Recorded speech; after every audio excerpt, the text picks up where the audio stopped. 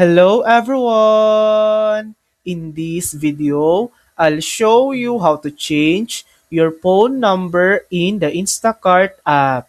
First, open the Instacart app on your phone and tap View Account at the top.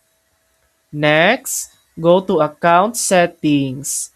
Then tap Personal Information to access your profile details. Here, you'll see your current phone number. Simply delete it, enter your new number, and tap Save to update it. You may be asked to verify the new number with a code. Just follow the prompt if it appears. And that's it.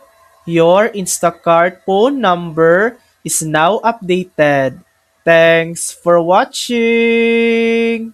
If this video helped you, please like and subscribe for more helpful tutorials.